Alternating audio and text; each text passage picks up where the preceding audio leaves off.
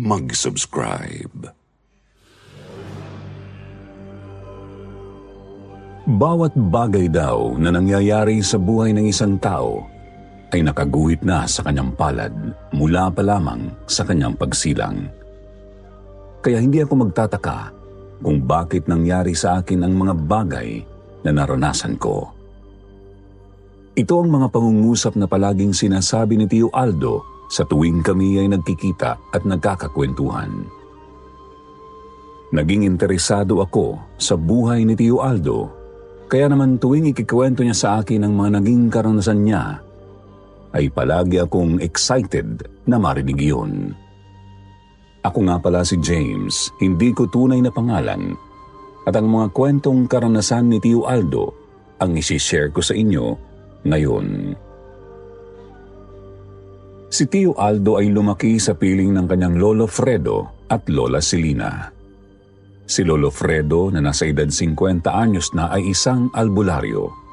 Si Lola Celina naman ay edad 49 anyos na at si Tio Aldo ay nasa edad 20 anyos na ng mga panahong ito.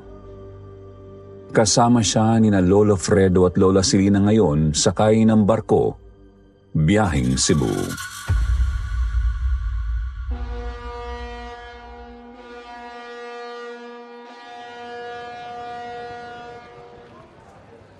Lo, sabi niyo wala naman kayong kamag-anakan sa Cebu. Sino pong pupuntahan natin doon? Ang Lola Celina mo, meron siyang kaibigan na taga ron. Doon na muna tayo pansamantala. At sa palagay ko naman ay magkakaroon tayo ng magandang hanap buhay doon. Pero ayos naman ang buhay natin dito sa Bicol, Lolo ah. Palagi naman tayong umaani ng maganda sa mga tanim nating gulay at mga nyog. Nagtataka po ako kung bakit bigla-bigla ang naging desisyon ninyo na pumunta tayo ng Cebu. Kailangan kasi ng tulong ni Melinda sa kanyang kambingan. Napakarami daw kasi noon at wala siyang katulong magpastol. Kaya gusto niyang tulungan namin siya. Wala po ba siyang mahinga ng tulong na taga ron mismo sa lugar nila para magpastol ng mga kambing? Wala eh. Kaya naawa naman ako, kaya kahit malayo ay pumaig akong magbiyahe tayo. Isa pa ay parang nakakabatang kapatid na kasi ng lola mo, yung si Melinda, kaya wala kang dapat na ipag-alala, Aldo. Mabait siya.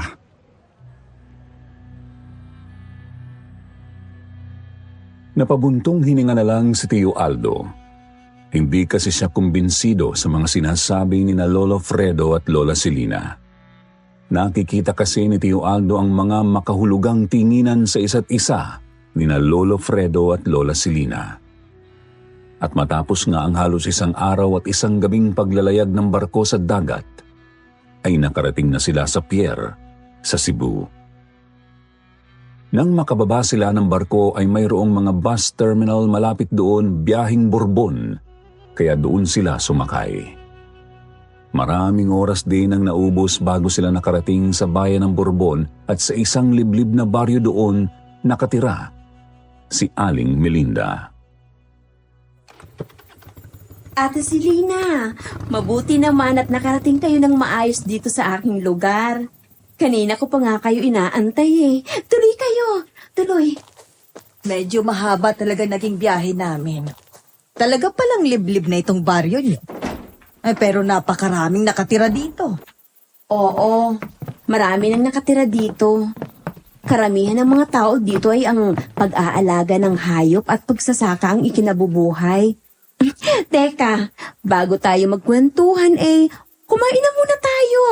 Alam kong nagutom na kayo sa biyahe.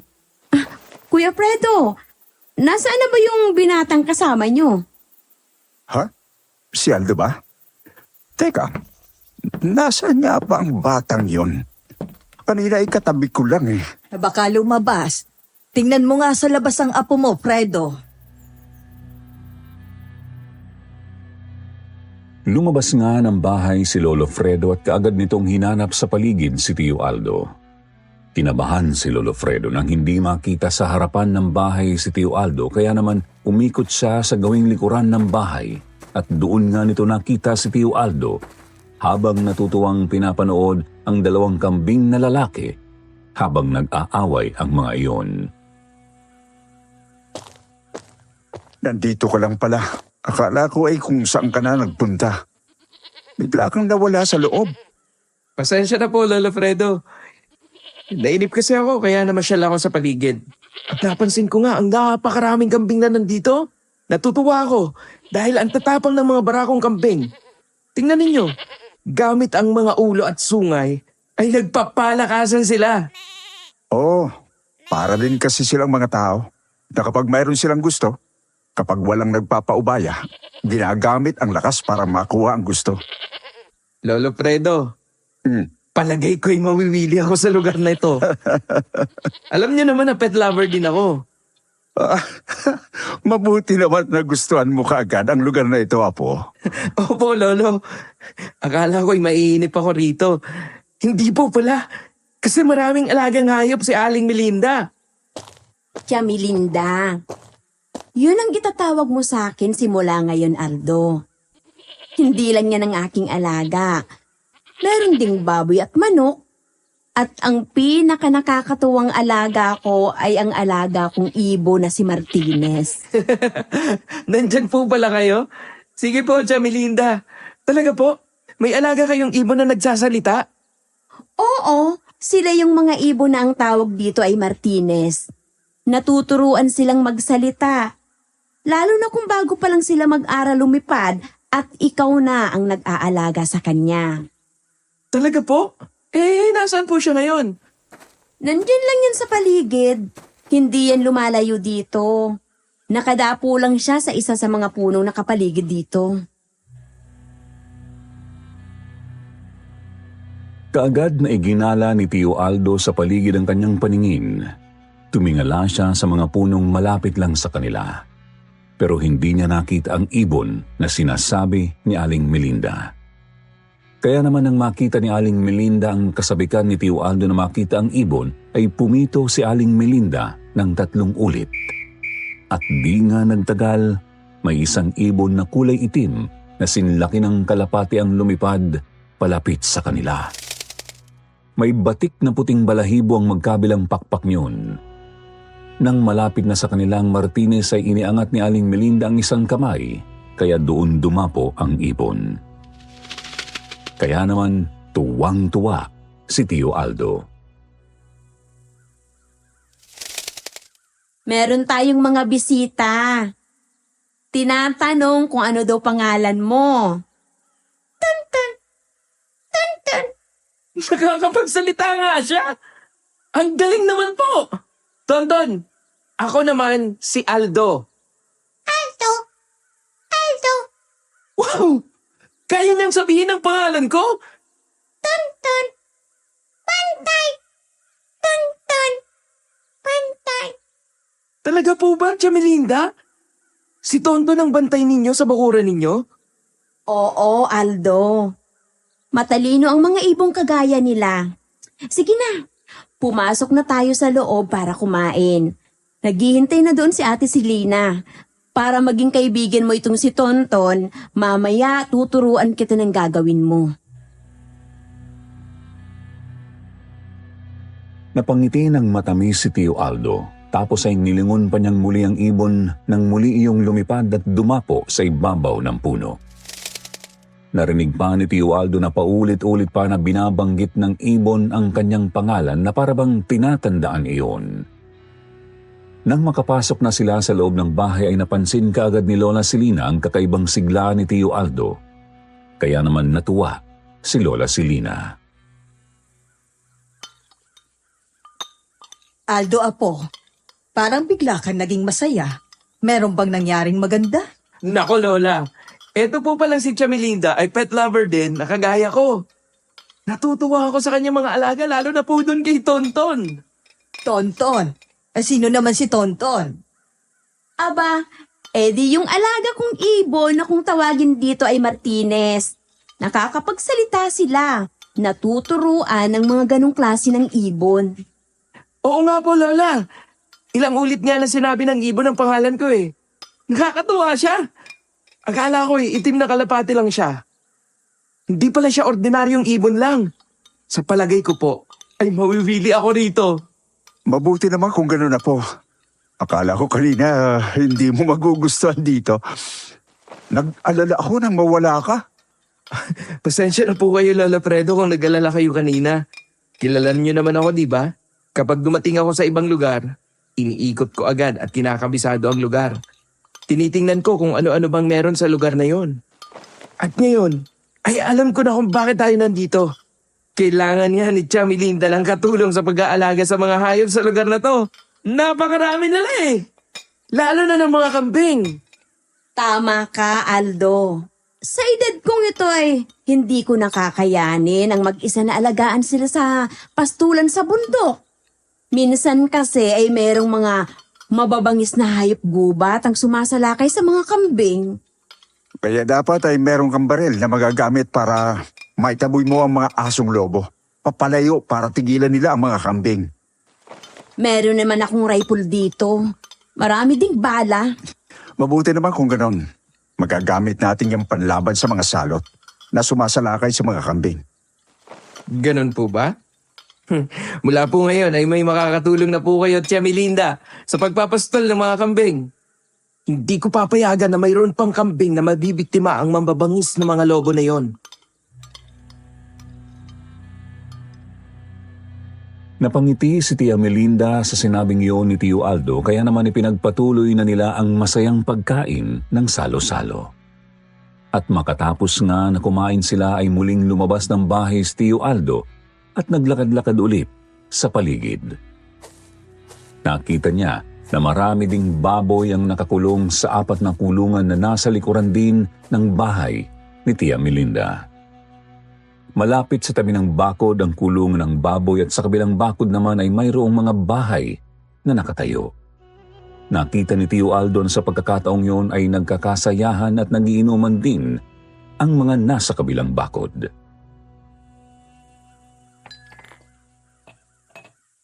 Bakit ka nandyan sa bakuran ni Melinda? Anong ginagawa mo dyan? Ako si Aldo, pare. Galing kami ng lolo ko sa Bicol. Kadarating lang namin dito kaninang tanghali. Ano naman ang dahilan ng tapadpad kayo rito sa Cebu? Binisita namin si Tia Melinda. Iniikot ko lang bakuran niya. Tinitingnan ko itong paligid ng lugar niya. Di kung gano'n, nakita mo ng perwisyong idinudulot ng babuyan niya sa amin dito. Lalo na kapag humahangin. Amoy na amoy namin yung mabahong amoy ng tae ng baboy niya. Pare, hinay-hinay ka lang sa pagsasabi na napiperwisyo ka. Alam mo, sa palagay ko naman hindi lang si Tia Melinda ang nakakaperwisyo. Ikaw din naman ay may mga nagagawang perwisyo sa bakuran niya. Pinapansin mo yung dumi ng iba, pero yung dumi mo, hindi mo napapansin. Anong ibig mo sabihin? Tingnan mo yan. Yung banyo mo. Sa palagay ko ay puno na ang deposito kaya nag-uumapaw na. Nandito na sa kanal ni Tia Melinda yung mga tae ninyo eh. Ngayon sabihin mo sa akin, alin ang mas mabaho? Tae ng baboy o tae mo? Aba pare, ang angas mo ah. Kadarating mo lang dito kung umasta ka para ka kung sino. Hindi ako maangas, pare. Sinasabi ko lang yung totoo. Panay ang reklamo mong nakakaperwisyo yung babuyan. Pero yung ginagawa mo, hindi mo alam. Nang marinig ng mga kainuman ni Dolfo na umiinit na ang pagtatalo nila ni Tio Aldo ay lumapit na ang mga ito. May dala pa nga na bote ang isa sa mga lalaking lumapit sa kanila. Pero hindi man lang natinag sa pagkakatayo si Tio Aldo dahil mula sa pagkabata ay talagang matapang na siya at sanay sa pakikipag-away, lalo na kapag siya ay nasa katwiran. Alam mo bang ginagawa namin dito sa mga mayayabang na dumadayo rito? Nilulumpo namin. Hindi ko gusto makipag-away lalo na nga at magiging magkapit-bahay tayo. Pero kung pipilitin mo ko, lalaban ako. Dahil kahit saan ako makarating, dala ko ang bayag ko. Mukhang may kakasa ka nga. Sige nga, subukan natin. Tumalon sa bakod si Dolfo at ang dalawang lalaking kainuman niya para makapasok sa bakuran ni Tia Melinda. Pero paglapit pa lang nito kay Tio Aldo ay kaagad na itong sinipa ni Tio Aldo. Kaagad na sapul sa mukha si Dolfo. Nang lumapit ang dalawang lalaki na kapwa lasing na din at sumuntok ay kaagad na inilagan ni Tio Aldo at nang makabuelo si Tio Aldo ay magkakasunod na suntok ang ginawa niya sa mga mukha at katawan ng dalawang lalaki na kapwa bumagsak sa kanal ng kung saan naroon ang mga tae na galing sa umaapaw na deposito ng banyo ni Dolfo. Oh, akala ko ba ay magaling ka? Halika! Tumayo ka! Ginagalit mo talaga ako ah! Humanda ka sa akin ngayon! Dudurugin kita! Puro ka daldal. Kulang ka naman sa gawa. Nang tumayo si Dolfo ay muli silang nagkaharap ni Tio Aldo. Muling naggirian na parang mga sasabunging manok. Makikita sa kanilang mga mukha ang galit pero hindi mababasa sa kanilang mga mata kung ano ang pinaplano ng bawat isa. Pagkatapos ng girian ay muli silang nagpalitan ng malalakas na suntok at sipa. Magkakasunod na suntok ang ginawa ni Dolfo. Ang iba ay nasalang ni Tio Aldo pero ang dalawa ay nakalusot kaya tumama sa mukha ni Tio Aldo. Bumagsak siya pero kaagad na tumayo. Nang muling sumugod si Dolfo ay inunahan na ito ni Tio Aldo. Magkakasunod na suntok ang tinatama ni Tio Aldo sa mukha ni Dolfo at ang panghuli ay malakas na sipa. Kaya naman tumumba si Dolfo at bumagsak sa mga kasamahan niya. Nasubsob sa kanal na puro tae ng baboy at tao. Visit ka talaga. Ginagalit mo ko. Mga pare, sabay-sabay tayo. Gilitan natin ang lieg ang tarantadong ito. Nang makatayo ulit si Dolfo at ang dalawa pa niyang kasama ay bumunot ng patalim ang mga ito. Pero bago pa muling malapitan si Tio Aldo ay isang malakas na putok ng baril ang kanilang narinig. Tumama ang bala ng baril sa lupa sa harapan ni Dolfo. Kaya naman nagulat ang mga ito nang makita sina Lolo Fredo at Aling Melinda na naroon na din at armado ng pamalo at baril. Hindi na kayo nahiya? 3 na kayo laban sa isa? Hahawak pa kayo ng patalim?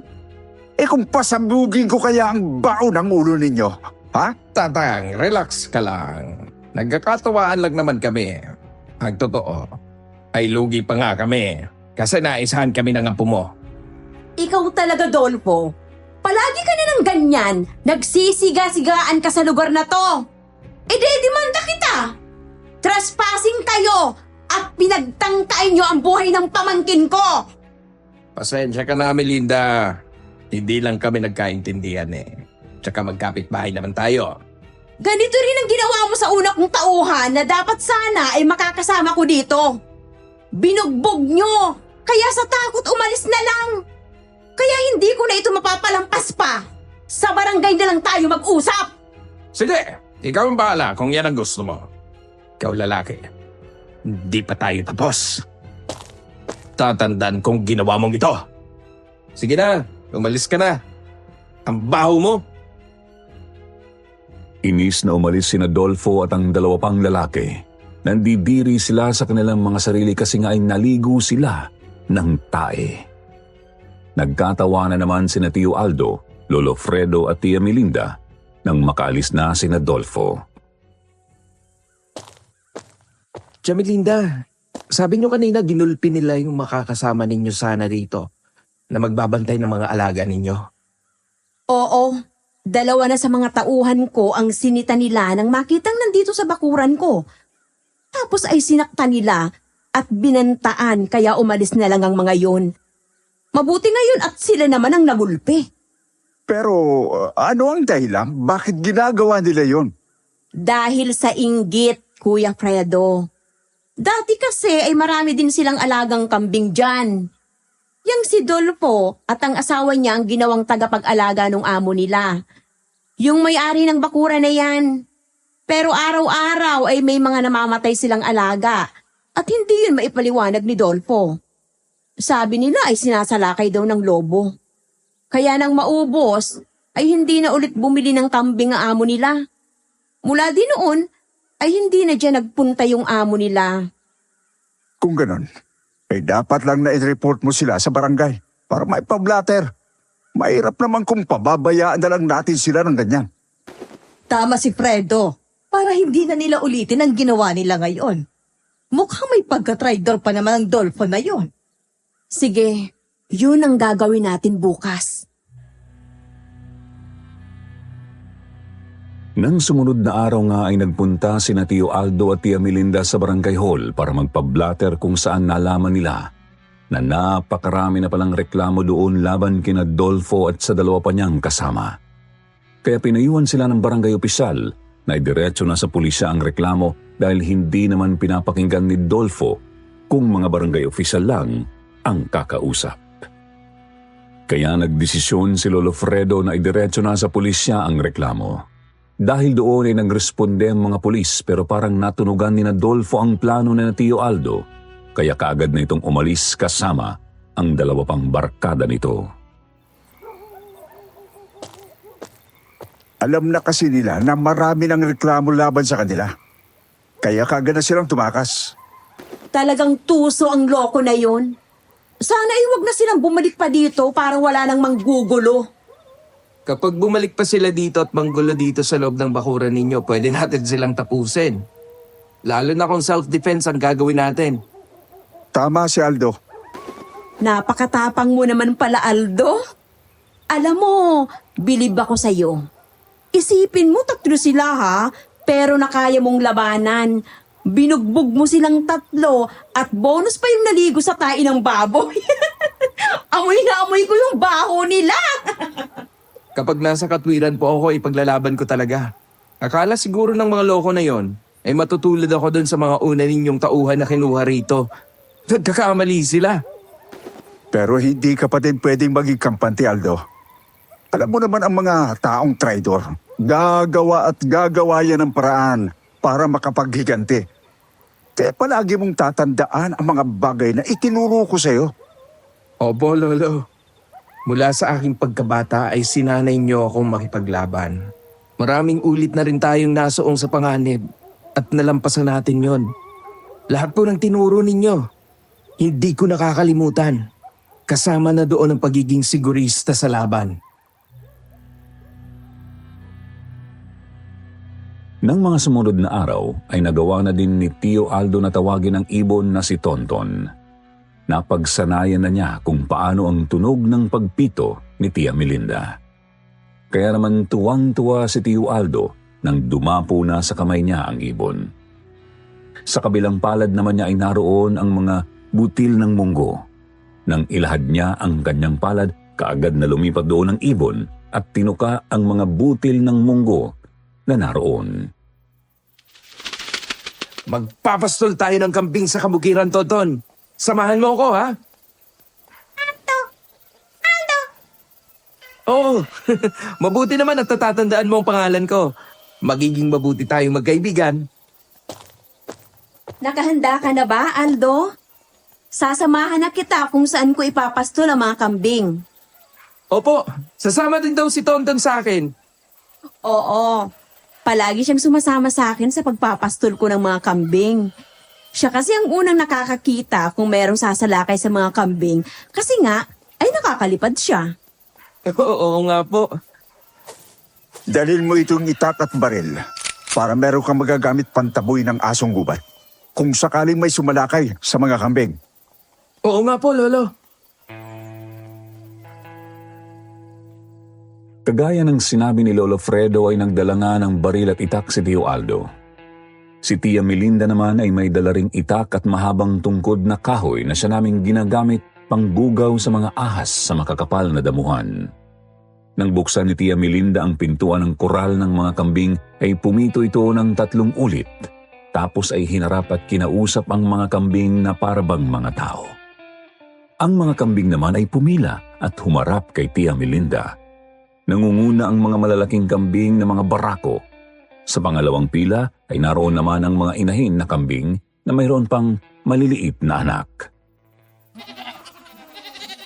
Oh, pupunta na tayo ngayon sa pastulan! Pumila kayo ng maayos ha! Huwag kayong maging pasaway! Yung mga anak nyo, baka kung saan-saan na naman makarating ha! Maliwanag ba? Ang galing niyo po, Tia Melinda. Para din silang mga tao na nangiintindihan kayo. Bata pa lang kasi ang mga yan ay sinasanay ko na. Kasi nga ay wala akong katulong mag-alaga. Sa dami nila, dapat ay mapasunod ko kaagad sa isang utos ko lang. Kaya sinanay ko sila na kapag narinig na akong sumisipol, ay susunod na sila sa gusto kong mangyari. Nang muling sumipol si Tia Melinda ay nagsimula ng lumabas ng kural ang mga kambing. Kung ano yung pila nila at pagkakasunod-sunod ay ganoon din hanggang sa makalabas na lahat ng kulungan. Tuloy-tuloy na pumunta sa kabukiran kung saan naroon ang malawak na lugar kung saan mayroong malulusog na mga damo, kaya gustong-gusto doon ng mga kambing. Mayroon ding malalaking puno ng mangga doon na mayroong bunga. Dito ko lang sila ipinapastol, Aldo. Pwede ka ding doon pumesto sa puno ng bayabas na yon kung gusto mong sumilong. Kasi mamaya mainit na dito eh. Doon sa gawin nyo naman ang kagubatan. Doon madalas lumalabas at sumasalakay ang mga lobo. Kung gano'n ay doon po ako pagpwesto sa puno ng langka. Medyo mataas ang lupa doon. Kaya tanaw na tanaw ko ang bawat sulok ng lugar na ito. Pababantayan ko din ang paglabas ng mga lobo kung sakali. Sa bagay ay tama ka dyan. Dati kasi ay doon lang ako sa may puno ng mangga at ipinapaubaya ko kay Tonton ang pag-iikot sa lugar na to. Kaya madalas akong nasasalisihan ng salot na lobo. Kung gano'n ay dapat po pala na mapatay natin ang mga salot na lobo na yon. Kasi kung patuloy silang mabubuhay, baka isa-isang maubos ang mga alaga ninyong kambing. Oo, yun din ang gusto ko. Pero mag-iingat ka ha? Sige po. Ako na pong bahalang magpastol sa mga kambing. Umuwi na po kayo. Oo, sige. Kasi yung mga baboy at mga manok, kailangan ko pang pakainin. Baka hindi makita ni Kuya Freddy kung nasaan yung mga feeds. Sige po, mag-iingat kayo.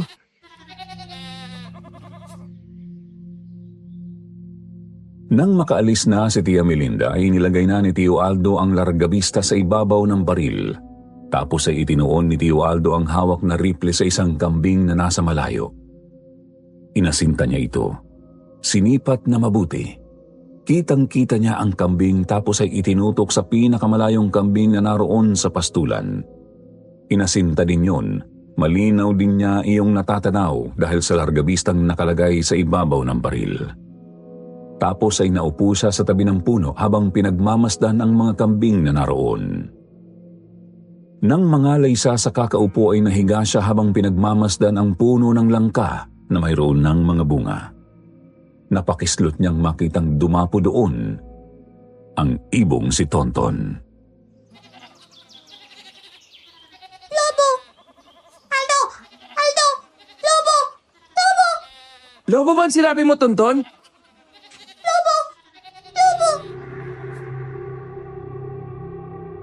Nang muling lumipad ang ibon at umikot-ikot sa lugar ay kaagad na bumangon si Tio Aldo. Nakita nga niya na nagkakagulo ang mga kambing. Nagtatakbuhan na parabang mayroong kinatatakutan.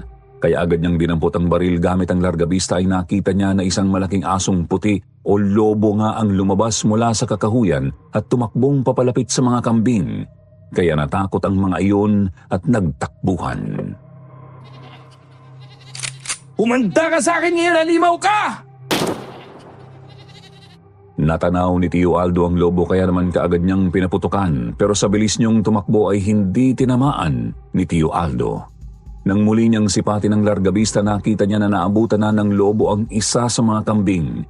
Nakagat na sa lieg ang kambing kaya naman muli niyang pinaputukan ang lobo at sa pagkakataong ito ay nasapul ito sa tiyan. Nabitiwan ng lobo ang kambing kaya naman muling pinaputukan ni Tio Aldo at tinamaan sa paa. Kaya naman nagmamadaling tumakbo si Tio Aldo para makalapit sa lobo pero nang makarating na siya sa damuhan kung saan kanina nakatayo ang lobo, mga patak na lang ng dugo ang nakita ni Tio Aldo. Lobo! Lobo! Oo, Tonton! Nandiyan na ako! Alam ni Tio Aldo na nakikita ng ibon ng lobo kaya sinundan niya ang mga patak ng dugo hanggang sa makarating siya sa makapal na talahiban. Pero nang masukol na ni Tio Aldo ang lobo ay nagulat siya nang makitang isang batang lalaki na edad 6 na taon ang naroon. Duguan at may sugat sa tiyan. Nang makita ng bata si Tio Aldo ay nagulat siya at nakadama ng awa sa bata. Pero dahil nakita ng bata na nagulat din si Tio Aldo, ay biglang tumayo ang bata. Kinalmot sa mukha si Tio Aldo tapos ay tumakbo ulit papalayo. Nakita ni Tio Aldo na naging lobo ulit ang bata kaya natiyak niya na hindi ordinaryong lobo ang umuubos sa alagang kambing ni Tia Melinda, kung hindi isang aswang. Nanlulumo si Tio Aldo na binalikan ng sugat ang kambing kung saan nakita niyang wasak ang lalamunan yun. Binuhat iyon ni Tio Aldo at dinala sa puno ng langka. Umalis naman ang ibong si Tonton. Isang oras lang dumating na doon sina Lolo Fredo at Tia Melinda. Aldo, may sugat ka sa mukha. Anong nangyari?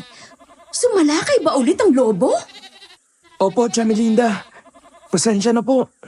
Hindi ko nailigtas ang isang alaga natin. Ginawa ko ang lahat pero tuso ang lobo. Palibasa, hindi siya ordinaryong lobo gaya ng iniisip natin. Anong ibig mong sabihin, Aldo? Nabaril ko po sa tiyan at paa yung lobo na kumagat dyan sa kambing. Nang lalapitan ko na, ay tumakbo pa din yon. Kaya hinabol ko. Sinundan ko yung mga patak ng dugo at nang masukol ko siya, para tapusin sana ay naggulat ako. Kasi naging batang lalaki. Nawala ang konsentrasyon ko na naigangawa ko. Naging pabaya ako kaya dinamba niya ako at nakalmot. Pasalamat na lang ako at hindi niya ako sinagpang sa liig. Kung ganon, ay aswang pala ang umuubos sa mga alaga mong kambing, Melinda. Marahil, ayun din ang umuubos sa mga alagang kambing dati ni Dolfo. Pero kung bata lang ang nakasagupa ni Aldo, ibig sabihin, meron pang magulang yun o kapatid na mas matanda sa kanya at tiyak na mas mabangis. At kung napuruhan mo yun, malamang na mamatay yun kasi ibinabad ko sa laso ng lahat ng mga bala ng baril ko. Kawawa naman siya. Kung alam ko lang isa lamang siyang bata, sana hinuli ko siya ng buhay. Baka ngayon ay buhay pa siya at handang magbago. Huwag mong sisihin ang sarili mo kasi hindi mo naman alam kung ganun pala siya. Ang paghahanda natin, ang pagganti ng sinumang kaanak niya. Siguradong galit na galit ang mga yon. Lalo na kung nakauwi ang batang yon. Nakapagsumbong bago malagutan ng hininga. Napabuntong hininga na lang si Tio Aldo matapos ay binaling sa kambing na naroon ng atensyon. Paano nga ay nakikita niyang nag-aagaw buhay na rin ang kambing. Malaki ang naging sugat niyon sa leeg. At parang tao na kinausap ni Tio Aldo ang kambing. Huwag ka na umiyak. Naitabla na kita. Alam mong sa mga oras na ito, ay pareho na kayo ng kalagayan ng aswang na gumawa niyan sa'yo. Umuwi na tayo para magamot yung sugat mo. Baka ma-infection pa yan. Ayos lang po ako. Mababaw lang naman ang sugat sa mukha ko. Lolo Fredo, nagtataka lang ako. Anong klaseng aswang ang may kakayahang sumalakay kahit tirik na tirik ang araw? Ang mga aswang na may lahing gabunan, naiba sila sa lahat ng mga aswang. Araw man o gabi, ay magagawa nilang sumalakay basta gugustuhin nila. Ang mga gabunan ay maraming kakayahan, lalo na ang mga malalaking gabunan. Humahaba ang kanilang mga balahibo. Itim na itim. Humahaba ang mga kuko at nagkakaroon ng mga pangil. Hugis tao din sila, kagaya ng batang yon. Isa siyang gabunan. Pero kulay puti ang balahibo niya, Lolo Fredo. Kaya iisipin ng sino mang makakakita na isa siyang ordinaryong lobo. Kagaya ng aking sinabi, maraming kakayahan ang mga gabunan. Isa na riyan ang gayahin ang anyo ng sino mang nilalang na gusto nilang gayahin upang malansin niya ang kanilang mga biktima o kalaban. Mahirap palang kalaban ng mga gabunan. Kailangan talaga ng dobling pag-iingat. Matapos ay sumipol ng 3 ulit si Tia Melinda. Kaya naman ang mga kambing na naroon na narinig ang malakas na pagsipol ni Tia Melinda ay kaagad na iniangat ang mga ulo. Tumigil sa pagkain ng damo. Nang itaas ni Tia Melinda ang kanang kamay at ituro ang daan pabalik sa kanilang bahay, ay nagsimula na ang mga kambing na maglakad. Pumila at tinungo ang daan na itinuro ni Tia Melinda para makauwi na.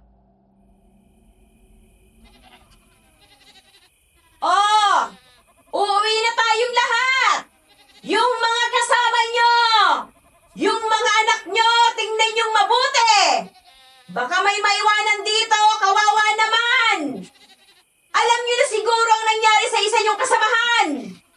Nakagat ng aswang, kaya wala na siya ngayon! Sige na! Lumakad na kayo pa uwi! Tayo na. Buhatin mo na ang kambing na yan. Sabahin na natin pag-isipan kung anong gagawin dyan. Opo, Lolo.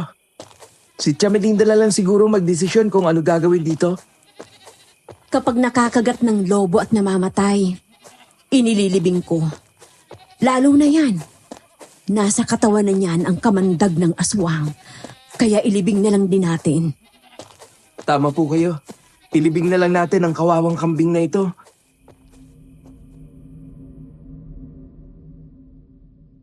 Nang makita ni Tio Aldo na nakapila na ang lahat ng mga kambing at naglalakad na kasunod ni na Tia Melinda at Lolo Fredo ay pinasan niya na rin ang naroon na walang buhay na kambing at sumunod na rin siya sa mga yon.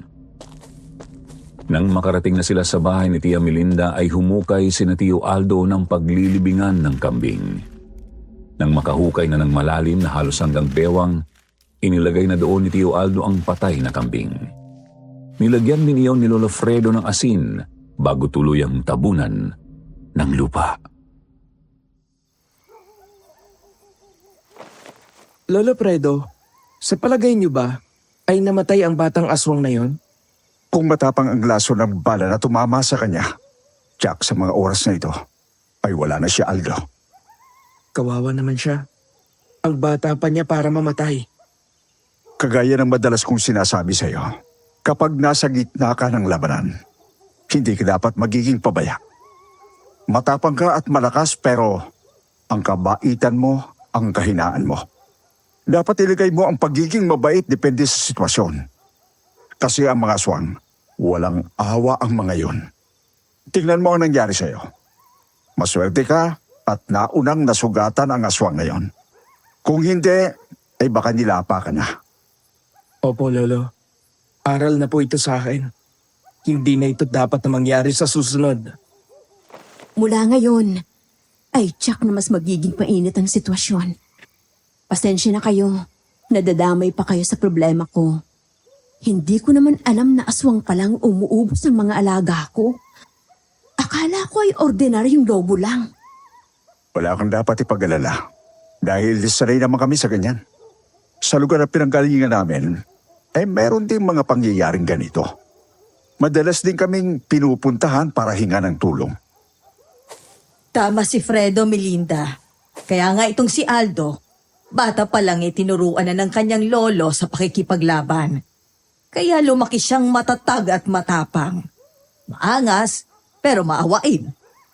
Ah, ganun ba? Eh di kung ganun, ay alam nyo na din pala kung paano lalabanan ng mga aswang. Oo, kaya huwag ka na mag-alala.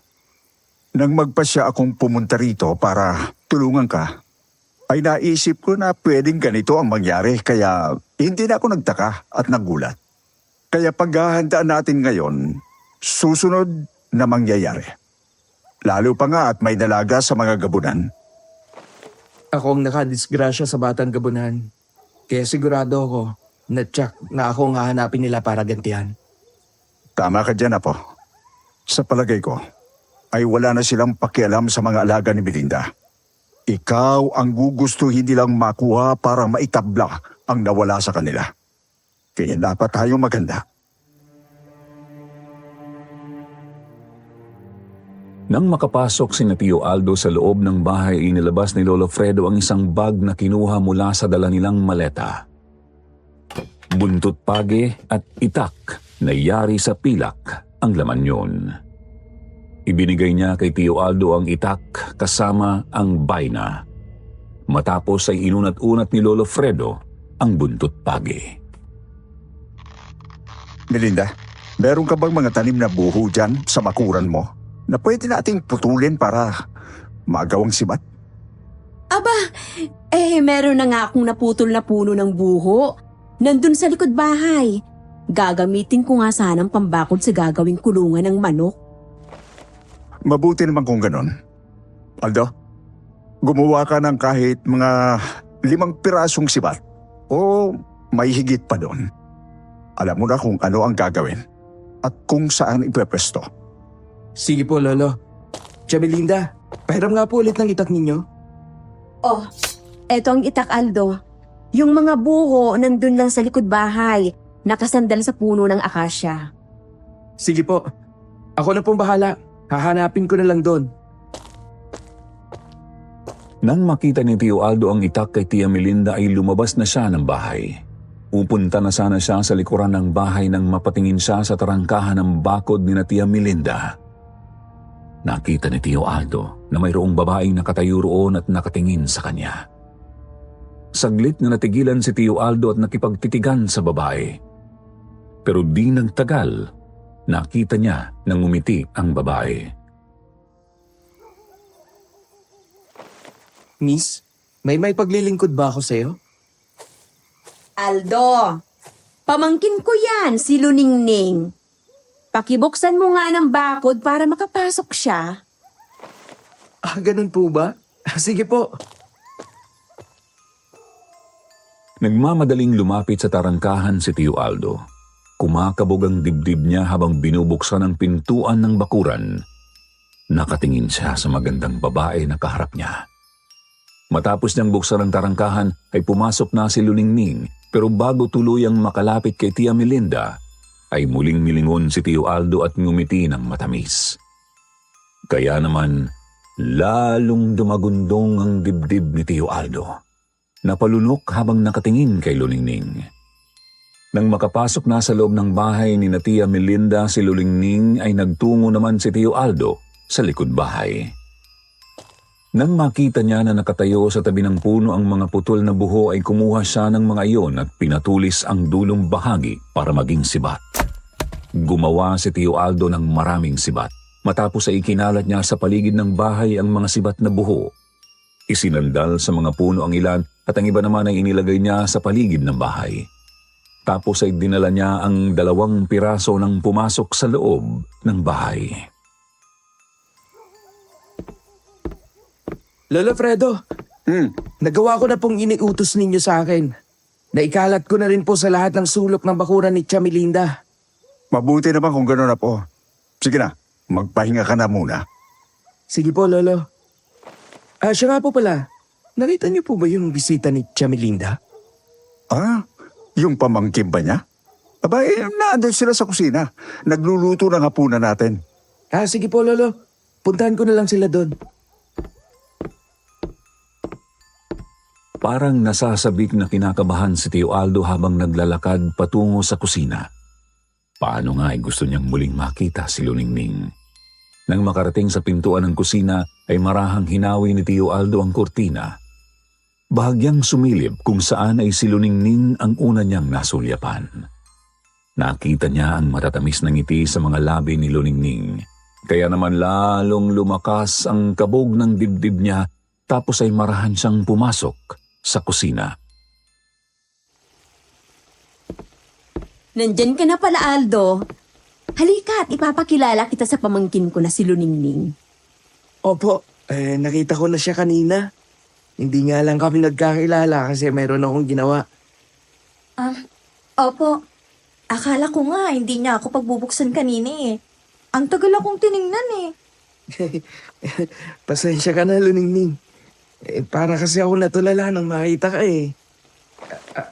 Ang ganda mo kasi. Nako, Lola Selena. May pagkabolero pala tong apo nyo. Para tuloy akong nakaramdam ng hiya. Nako. Hindi naman yun bola. Totoo naman ang sinasabi ni Aldo. Maganda ka talaga. Saan pa ba yan magmamana kung hindi sa tiyahing maganda? Siya nga pala, Aldo. Nandito si Luningning para tumulong sa atin. Kagaya niyo rin siya na minsan ang nakainkwentro ng aswang. Talaga po, Tia Melinda? Ibig sabihin po pala, ay palaban ka rin, Luningning. Oo, Aldo. Galit na galit ako sa mga yan. Kasi nga, silang dahilan kaya maaga akong naulila. Napatay nilang aking ama ng isang gabi sa lakayin ng aswang ang mga alaga naming baboy. Malungkot din palang buhay mo. Pareho pala tayo ng pinagdaanan. Pwede naman kayong maging masaya ngayong nagkita na kayo. Baka naman pwedeng madaliin na natin ang panahon. Kung magkakagustuhan kayo, dapat magkaroon agad kayo ng anak. Para bago man lang kami mamatay ni Melinda, ay makita ng apo sa tuhod. Lola Selena naman. Akala mo naman ganun lang kadali ang lahat. Hindi pa ako nagsisimula eh.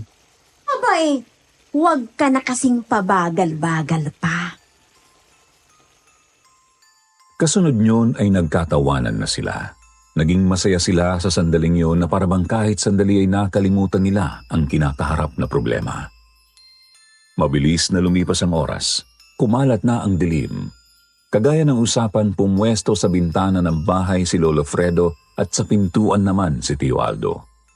Katabi nila ang mga sibat na ginawa ni Tio Aldo. Magpahinga na po kayo, Lola Selena at Tia Melinda. Kami na lang po ni Lolo Fredo ang magbabantay. Oo nga po. Kayo din po, Tia Melinda. Magpahinga na po kayo. Kami na lang pong magbabantay. O siya, sige na nga. Magpapahinga na din ako. Etong baril, luningning. Alam mo naman kung paano gamitin yan, di ba? Kung ganon, ay dalawa pala ang baril mo, Melinda. Yung rifle na hawak ni Aldo at yung 38. Oo. Gamit yan ng nasira kong asawa. Lahat ng bala niyan ay naibabad ko na din sa matapang na lason. Kaya kahit sinong tamaan, ay tiyak na mamamatay. Mabuti naman kung ganon. May dagdag tayong gamit panlaban sa aswang. Matapos nga ay pumasok na sa loob ng kwarto si Tia Melinda. Lumapit naman si Tio Aldo kay Luningning at nagkwentuhan sila habang nagbabantay. Kaagad na nagkapalagayan sila ng loob. Panay ang impit na tawanan nila habang nag-uusap, kaya hindi namamalayan na lumipas na ang mahabang oras. Mag-uumaga na nang makatulog sila. Paano nga'y wala naman silang naramdaman na kahit anong ingay mula sa labas ng bahay? Pero nang sumikat na ang araw at tingnan ni Tia Melinda ang mga kambing ay nakita niya na isa na naman sa mga alaga niyang kambing ang nakabulagta. Wasak ang tiyan at ubos na ang laman loob. Kaya naman kaagad na ginising ni Tia Melinda sina Tio Aldo at ang iba pa. Sumala kayang aswang kagabi? Pero hindi niyo naramdaman. Wala akong narinig kagabi kahit konting kaluskos. Hindi rin nagligalig ang mga alaga mong kambing. Kaya hindi ko inaasahan na may sumalakay palang aswang. Oo nga po, mag-uumaga na nang makatulog kaming luningning. Kaya inaasahan namin na hindi sumalakay ang mga aswang kagabi. Matalino ang mga aswang, Fredo. Aldo. Alam yata nila ang bawat galaw natin. Kaya maingat din silang sumasalakay. Kapag palaging ganito, mauubos din ang mga alaga ko. Tama ka, Melinda. Tuso ang mga aswang na yan. Kaya kailangan nating umisip ng ibang paraan para masukol sila. Sa palagay mo ba, ang kaugnayan sa Batang Gabunan? Hindi ko alam, Aldo. Kasi kung kamag-anak ng Batang Gabunan ang sumalakay kagabi, tsak na ikaw ang pipiliting kunin ng mga yon. Kung ganon, ay iba nga siguro yon. Ibig sabihin ay maraming aswang dito sa lugar ninyo, Tia Melinda. Kaya pala naubos din dati ang mga alagang kambing ni Adolfo. Mga aswang nga ang bumibiktima. Dahil sa pangyayaring yun ay hindi na ipinastol ni na Tio Aldo ang mga kambing.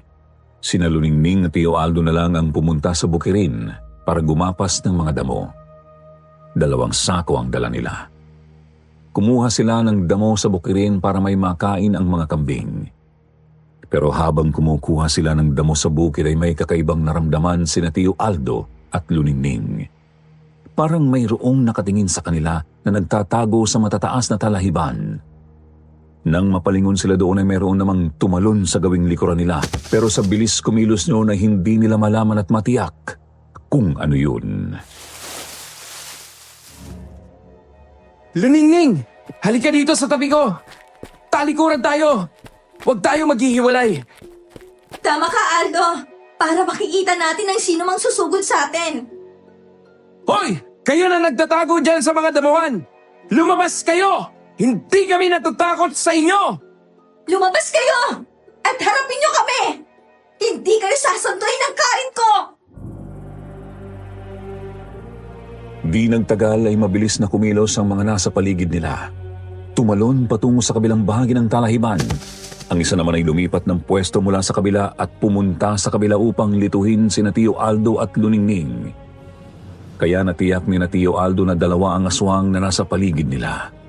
Nasaan yung gabunan ang mga yon? Isa ang tumalon ng malakas at bumagsak sa harapan ni Tio Aldo. Nahawakan kaagad niyon ang kamay ni Tio Aldo na may hawak sa karit kaya naman nagulat si Tio Aldo. Nakipagbuno sa gabunan. Nang makita naman ni Luningning na kalaban na ni Tio Aldo ang gabunan ay kaagad itong lumapit para tumulong sana kay Tio Aldo pero hinarang ito ng isang babaeng gabunan. Mag-iingat ka, Luningning! Mabangis ang gabunan! Oo, Aldo. Ikaw din. Hoy! Gabunan na pangit! Huwag mong sasaktan niyang si Luningning! Mamahalin ko ba yan? Wow! Ang sweet naman! Buong tapang nga na hinarap ni Luningning ang isang gabunan. Sa tuwing lalapit ang gabunan ay iwinawasiwas ni Luningning ang hawak niyang karit. Kaya naman nang matamaan ni Luningning ang gabunan ay napaatras yun. Umangil iyon sa galit. Nang makabuhay na naman si Tio Aldo ay nabunod niya mula sa na ang itak na pilak na nakasabit sa bewang niya. Naisaksak niya sa kalabang gabunan. Kaya naman napaatras ang gabunan. Sinamantala iyon ni Tio Aldo. Magkakasunod na taga ng karit at itak na pilak ang ginawa niya hanggang sa mapatay niya ang gabunan. Nang lingunin niya si Luningning ay nagtaka siya kasi naglaho sa talahiban si Luningning at ang kalaban na gabunan. Kaya naman kaagad niyang hinanap ang dalawa hanggang sa makita niya si Luningning. Pero sa pagkakataong ito ay kambal na si Luningning. Ginaya ng gabunan ang anyo nito. Tulungan mo ako. Tapusin natin ang aswang na to para makauwi na tayo. Nagugutom na mga alaga nating kambing. Ako ang tulungan mo. Ako ang totoong Luningning. Isang impostor ang isang to. Siyang patayin mo, Aldo. Ikaw ang impostor. Palibhasa'y patay ng kasama mong gabunan. Kaya ngayon ay gusto mo kaming linlangin para magkasakitan kami ni Aldo. Hindi ka magtatagumpay! Teka lang! Nalilito ako kung sino sa inyo ang totoong Luningning at totoong gabunan! Magkasama tayo buong magdamag. Marami tayong napag-usapan. Natatandaan mong ikinwento ko sa'yo kagabi? Marami akong kwento sa'yo, Aldo. Dapat sa ganitong pagkakataon, maging matalino ka. Dapat alam mo ang susunod na gagawin. Palagi mong iisipin na dapat ay palagi kang manalo sa labanan. Gawin ang lahat ng nalalaman para magtagumpay. Ayoko magkamali. Tutal naman, sabi mo, gusto mong makagante sa kanila. Kaya gawin mo na yung sabi mo sa akin kahapon. Oo nga. Bakit ba ngayon ko lang naisip? Mula sa bewang ay bumulot ng baril ang isang Luningning. Isang kalibre 38 na ibinigay ni Tia Melinda.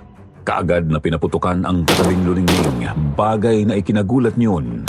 Bago pa makailag ay 3 bala na ang tumama sa tagiliran at isa sa dibdib. Duguan niyong bumagsak. Agaw buhay na yon na magpalit ng anyo bilang isang gabunan. Kaya naman nakahinga na maluwag si Tio Aldo. Kinabahan ako sa iyo, Luningning. Buti na alala ko yung dala mong baril. Sinabi mo kagabi na gustong gusto mong gamitin yan laban sa gabunan. Oo nga eh. Natataranta na din kasi ako kanina. Kasi iniisip ko baka magkamali ka. Mabuti na lang. Ipinaalala mo na may dala pala akong baril na may laso ng bala. Salamat, Aldo, ha?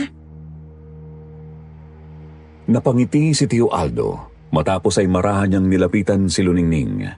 Niyakap niya ng mahigpit at puno ng pagmamahal. Hindi naman tumanggi si Luningning. Yumakap din kay Tio Aldo. Napapikit ito at dinama ang mainit na yakap ni Tio Aldo. Pero di nagtagal, bahagyang dumilat. Aldo, ano yung matigas? Tumatama sa bewang ko. Anong matigas ang sinasabi mo?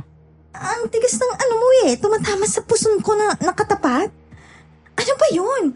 Lumayo ka nga ng bahagya na makita kung ano yun. Ha? Eto palang puluhan ng ita ko. Tumatama sa bewang at puson mo. Oo nga. Akala ko kung ano na yung matigas na yun eh. Nagkatawanan sina Tio Aldo at Luningning, tapos ay napansin nila na naging abo na ang bangkay ng mga gabunan na kanilang napatay. Nang umihip ang malakas na hangin ay tinangay ang mga abo niyon. Kaya naman matapos na kumuha sila ng mga damo at mapuno ang 2 sako ay pinasan na iyon ni Tio Aldo at nang makarating na sila sa kural ng mga kambing, ibinuhos doon ni Tio Aldo ang mga damo. Parang tuwang-tuwa naman ang mga kambing na dinumog ang mga damong naroon. Palibhasa ay gutom na gutom ang mga ito. Kaya naman natutuwa si Tio Aldo na pinanood ang mga kambing habang kumakain at habang si Luningning naman ay pumasok na sa loob ng bahay. Ilang sandali pa ay nagpunta din sa kural ng mga kambing si Lolo Fredo. Totoo ba ang sinasabi ni Luningning? Meron kayong nakalabang mga gabunan sa talahiban? Opo, Lolo Fredo. Isang babae at isang lalaki. Sa palagay ko po, ayun na ang mga magulang ng batang gabunan na nadisgrasya ko. Kung ganun, ay wala na pala tayong dapat ipag-alala. Tapos na ang problema ni Melinda. Oo nga po, Lolo. Pero teka po, Lolo Fredo. Kapag tapos na ba ang problema ni Tia Melinda, ay uuwi na tayo sa atin? Oo, Apo. Pwede na natin siyang iwanan dito kung tapos na ang problema niya. Ganun po ba? Sayang naman po. Kasi nawiwili na ako rito. Dahil ba kay Luningning? Sa tingin ko ay umiibig ka na sa kanya, Apo ko. Opo, Lolo Fredo. Siya ang una kong pag-ibig. Sobrang saya naming dalawa kanina. Kahit napalaban kami sa mga aswang. Sa bagay, ay may edad na din si Tia Melinda mo. Hindi na niya kakayanin magpasol ng kambing mag-isa. Kakailanganin niya pa nga ang tulong mo. Pwede ka namang magpaiwan dito. Oo nga po, Lolo. Kaya sana'y dumito na lang muna tayo. Hindi kumibo si Lolo Fredo, kaya naman napabuntong hininga na lang si Tio Aldo. Nang gabing yon, matutulog na sana sila nang marinig ni Tio Aldo na humuhuni ang ibong Martinez na alaga ni Tia Melinda. Kung saan paulit-ulit na sinabi ng ibon na mayroong tao sa paligid ng bahay ni Tia Melinda. Kaya naman kaagad na sumilip si Tio Aldo sa bintana ng bahagyan niyang buksan yun. May naaninag nga siyang tao sa labas. Tumakbo patungo sa kural ng mga kambing.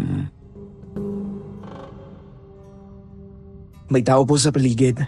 Hindi ko tiyak kung aswang o magnanakaw ng kambing. Lalabas tayo ng bahay. Kumanda kayo. Ay nako, hindi na natapos ang problema. Kung wala ng aswang, magnanakaw naman. Ay, nakakabwisit ang mga taga rito. Hindi mag-alaga ng sa kanila para kung gustong kumain ng kambing ay makakakain sila. Kaya nga po nakakainis sila. Kinuha ni Tio Aldo ang malalakas na flashlights at marahang lumabas ng bahay kasama si Lolo Fredo at Luningning na may dalading mga flashlights. Armado silang lahat. Lumabas din ng bahay si Tia Melinda. Dahan-dahan silang nagtungo sa koral ng mga kambing. Nakita ni na Tio Aldo na may anino namang tumakbo patungo sa koral ng mga baboy. Tapos ay meron din silang nakita na tumakbo sa kulungan ng mga manok at pato. Kaya naman naghiwalay sila ng direksyong pupuntahan. Sina Lolo Fredo at Luningning ay umikot sa kabilang bahagi ng bahay at sina Tio Aldo naman ay sa kabilang bahagi. Dahan-dahan na tinungo ni na Tio Aldo ang kulungan ng mga baboy. Kaagad na tinanglawan ng ilaw ang mga baboy na naroon. May nakita ka ba? Wala po Pero nakita ko dito tumakbo yung tao. Huwag kang magtiwala sa paligid. Nandito lang yun. Nagtatago lang. Sa palagay ko po ay hindi magnanakaw ang mga yon. Ganito ang aura ng paligid kapag mayroong aswang. Kung ganon, ay meron pa palang natitira. Meron pa talagang salot sa baryong ito. Meron pa pong aswang at nasa paligid lang siya. Nararamdaman ko. Katatapos lang sabihin ni Tio Aldo ang pangungusap na yon ay lumabas nga mula sa likuran niya ang isang gabunan na parang isang malaking asong itim pero singlaki ng tao. Kaagad na kinalmot nito si Tio Aldo sa likod. Mabuti na lang at makapal ang suot niya na jacket na maong kaya hindi masyadong bumaon ang mga kuko ng gabunan. Nang bumagsak padapa si Tio Aldo ay pinaputokan naman ni Tia Melinda ang gabunan pero nakatalon yun at nailagan ang bala ni Tia Melinda. Alam ni Tio Aldo kung saan babagsak ang gabunan, kaya nang makita yun ay kaagad niyang tinaga at tinamaan sa balikat. Pero dahil makunat ang balat ng gabunan sa bahaging yun ay hindi masyadong bumaon ang talim ng itak ni Tio Aldo. Binalya siya ng gabunan kaya tumumba siya at nabitiwa ng itak. Napaatras ang gabunan kaya muling pinaputukan ni Tia Melinda. Nasapol ito sa dibdib kaya muling naglaho sa dilim. Kaya naman dinampot ni Tio Aldo ang nabitiwang itak at ang flashlight ay muling itinuon sa paligid para hanapin ang gabunan. Saan po siya nagpunta, Tia Melinda? Tumakbo sila sa bandang yun. Doon sa mga baboy. Tuso talagang mga walang ya. Muntik na ako dun Mabuti na lang at nandyan kayo. Huwag kang maingay. Parang humalo siya sa mga alaga ko. Kasi parang nadagdagan mga baboy ko na nandito sa kulungang to. Kung tinamaan niyo ang gabunan, madaling malalaman kung nasaan siya. Kahit giyahin pa niya ang anyo ng mga baboy.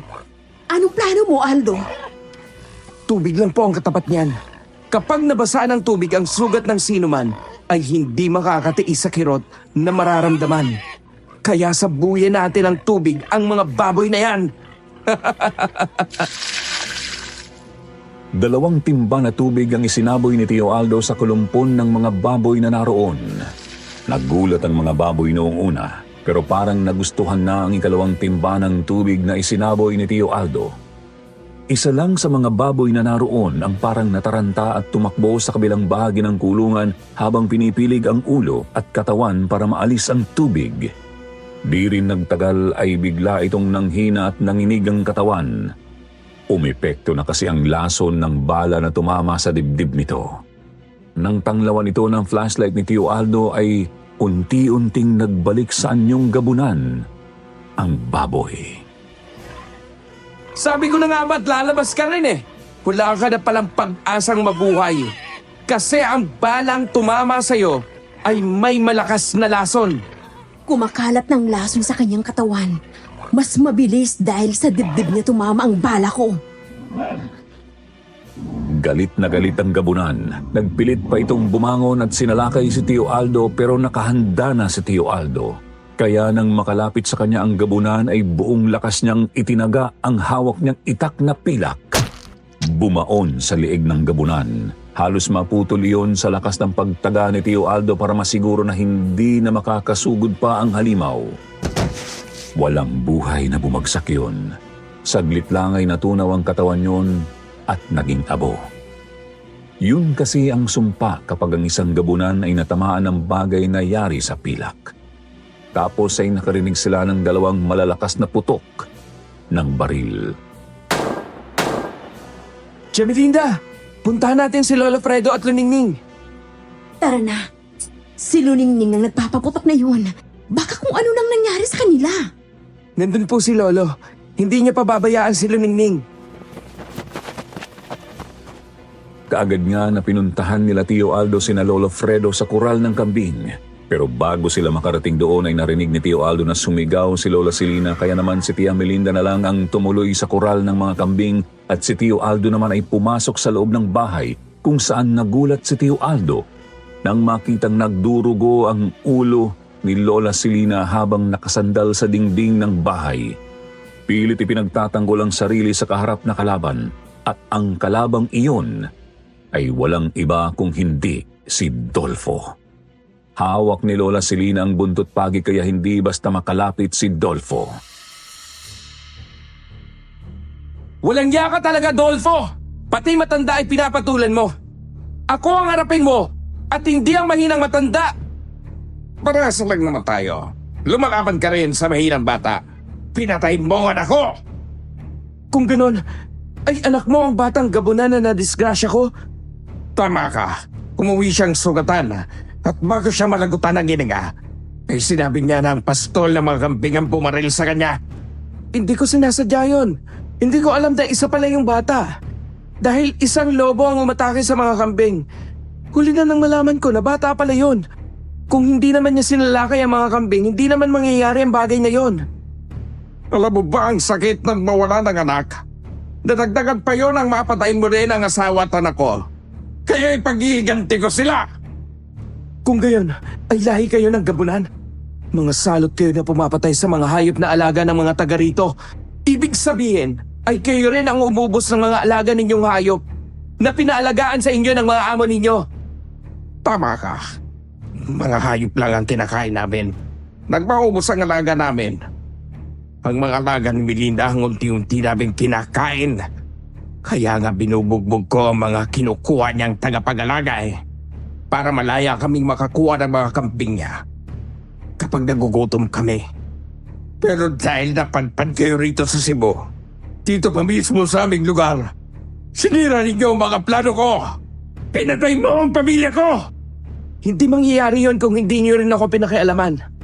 Kaya talaga pala masikip na sa ating dalawang lugar na ito. Isa sa atin ang dapat na mawala. Tama ka. Kaya uunahin ko na ang lola mo. Wag! Wag! Nang magpalit ng anyo bilang isang gabunan si Dolfo ay kaagad na dinamba si Lola Silina. Kinagat sa lieg. Napasigaw ito nang maramdaman ang pagbaon ng matatalim na pangil ni Dolfo. Kaya naman galit na sinugod ni Tio Aldo si Dolfo. Magkakasunod na taga ng itak ang ginawa ni Tio Aldo. Nailaga naman yun ni Dolfo. Tapos ay hinablig ni Dolfo si Tio Aldo. Bulagta si Tio Aldo. Pero dahil matindi ang nararamdaman niyang galit ay kaagad siyang tumayo. Nang lumapit sa kanya si Dolfo ay muli niyang tinaga. Umilag si Dolfo at biglang nawala. Kaya naman nanatiling nakatayo si Tio Aldo at nakikiramdam. Papahirapan kita. Unti-unti kitang papatayin. Kagaya din ang ginagawa ng kumpare ko sa Lolo Fredo mo sa kural ng mga kambing. Lumaban ka ng parehas! Traidor! Lumabas ka! Ganyan nga. Mapikon ka. Natutuwa ako kapag nakikita kang nagagalit. Nang lumabas si Dolfo mula sa likuran ni Tio Aldo ay kinagat nito sa balikat si Tio Aldo. Pero dahil mayroong suot na jacket na maong ay hindi gaanong bumaon ng pangil. Tinaga ito ni Tio Aldo pero nakailag ulit si Dolfo at muling naglaho sa paligid. Kaya hindi na naman makita ni Tio Aldo kung nasaan si Dolfo. Kaya habang hinahanap niya si Dolfo ay dahan-dahan siyang umatras. Sumandal siya sa dingding ng bahay. Ipinikit niya ang kanyang mga mata habang nakikiramdam. Natatakot ka na ba? Sugo ka na ba? Pwes, tatapusin na kita para magsama na kayo ng lola mo! Gawin mo na ang gusto mo! Nakahanda akong mamatay! Pwes, ibibigay ko yon sa'yo! Naramdaman ni Tio Aldo ang paparating na puwersa kaya naman buong lakas niyang isinaksak sa gawing harapan niya ang hawak niyang itak. Naramdaman ni Tio Aldo na mayroon siyang tinamaan at tama nga siya. Nasapol niya sa dibdib si Dolfo. Tumagos doon ang itak na yari sa pilak. Nanlalaki ang mga mata ni Dolfo na napaatras. Tiningnan pa nito ang itak na nakabaon sa dibdib. Paano mong nalaman na parating na ako? Nakalimutan mo na nakasandal ako sa dingding. Natural, alam ko na kung susugod ka at dito ka lang manggagaling sa harapan. Isa kang malaking hangal! Nasaan mo ko? Nang malagutan ng hininga si Dolfo ay naging abo ang katawan yon, kagaya ng ibang gabunan. Napaiyak si Tio Aldo nang lapitan ng wala na ring buhay na si Lola Silina. Tapos ay muli siyang nakarinig ng putok ng baril kaya lumabas siya ng bahay kung saan nakita niya na may sugat sa braso si Lolo Fredo. Nalaman din niya na mayroon pang isang aswang na natitira. Lolo, may sugat kayo? Huwag kang mag-alala. Ayos lang ako. Nasaan ang lola si Lina mo? Patawad po. Pero wala na si Lola Selina. Subalit dapat ay ko ang gabunan na pumatay sa kanya. Ang walang hiyang si Dolfo. Anong sabi mo? Wala na ang lola Selina mo. Ang kasalanan ko. Naisahan nila tayo. Lumabas tayong lahat at walang naiwan doon na kasama ang lola. Ngayon ay narito pa sa koral ng kambing ang isa pang aswang. Ako na po ang haharap sa kanya. Mag-ingat ka. Matalino ang mga gabunan na yan. Nakihalo na siya sa mga kambing. Napakarami nila. Kaya mahirap siyang makilala. Tia Melinda, samahan niyo po ako. Kayo ang higit na nakakakilala sa mga kambing ninyo. Kaya alam ko na madali nating makikita ang aswang kahit tumalo pa siya sa mga kambing. Anong plano mo, Aldo? Gamitin ninyo ang pagsipol ninyo. Tanging ang mga alaga nila ang nakakaintindi noon. Sila lang ang makakasunod sa inyo. Kapag hindi nakasunod, iisa lang ang ibig sabihin nun. Tama ka nga. Bakit ba hindi ko naisip yan kanina? Siguro nga, ay dahil nakita ko na sugatan ng lolo mo. Tuwing sasalakay kasi ang gabunan na ginaya ang anyo ng kambing, ay humahalo siya sa karamihan at nag-iiba siya ng anyo. Mag-iingat ka, Aldo. Nilapitan nga ni na Tia Melinda at Tio Aldo ang grupo ng mga kambing na naroon. Sumipol si Tia Melinda, kaya naman naalerto ang mga kambing na naroon. Lahat napatingin kay Tia Melinda. Nang muling sumipol si Tia Melinda ay biglang naupo ang mga kambing. Isa roon ang naiwang nakatayo na hindi naintindihan ang utos ni Tia Melinda. Sa ikatlong sipol ni Tia Melinda ay nagtakbuhan ang mga kambing sa isang sulok at kagaya ng dati ay naiwang nag-iisa ang kulay brown na kambing na may tagping itim na balahibo sa ulo. Bistado ka na! Ikaw ang gabunan! Ibinato ni Tio Aldo ang itak sa kambing na nasa harapan niya. Tumama iyon sa kambing. Bumao ng itak sa katawan yun at di nga nagtagal ay nagbalik iyon sa pagiging gabunan. Kaya naman sa galit ni Lolo Fredo ay kinuhang baril kay Tia Melinda at paulit-ulit na pinaputukan ng gabunan hanggang sa mawalan iyon ng buhay at maging abo. Patakbo namang lumapit si Luningning kay Tio Aldo at yumakap.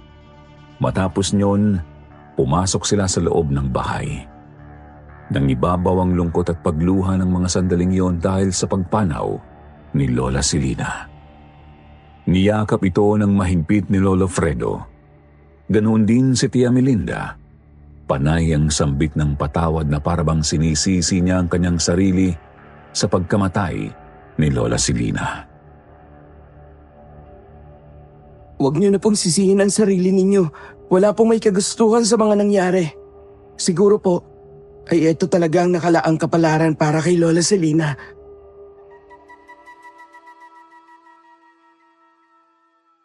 Nang sumikat ang araw, naghukay sina Lolo Fredo at Tio Aldo ng paglilibingan ni Lola Selina sa burol. Sina Tia Melinda at Luningning naman ay binihisan ng maayos si Lola Selina at matapos ang mahabang oras, inilagay na nila sa malalim na hukay si Lola Selina at tinabunan na iyon. Pero nag-iwan ng pangako si Tio Aldo na hindi siya titigil hanggang mayroong aswang na nabubuhay dahil ang mga kagaya nila ay hindi dapat na patuloy na mabuhay. Walang puwang sa mundong ibabaw. Kaya guys, sana ay patuloy niyo akong samahan dahil sa susunod na episode ay ikikwento ko sa inyo kung paano nag-cruise ang landas ni na Tio Aldo at ang makulit niyang kaibigan na si Edgar.